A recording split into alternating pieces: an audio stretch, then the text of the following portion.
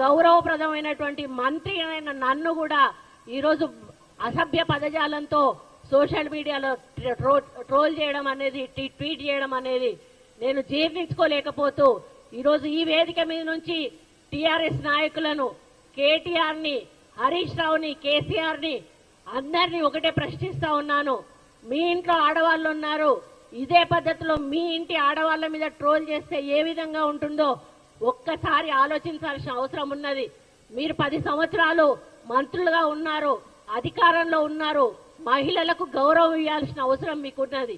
నేను ఒక్కటి అడుగుతా, ఇది తీసుకెళ్లి నీ చెల్లెకు చూపెట్టు కరెక్ట్ అని చెప్తుందా, నీ తల్లికి చూపెట్టు కరెక్ట్ అని చెప్తుందా, నీకు ఇంకెవరైనా మీ చుట్టాలుంటే మహిళలకు చూపెట్టు కరెక్ట్ అని చెప్తుందా? ఇది ఇంత దారుణంగా ఇటువంటి పోస్టులు పెట్టి ఒక గిరిజన మహిళను, ఒక బీసీ మహిళ, నేను ఒక బీసీ మహిళ విజయలక్ష్మి గారిని ఈరోజు ఇంత అవమానంగా, ఇంత అసభ్యంగా మమ్మల్ని ప్రచారం చేయడం అనేది చాలా దారుణం.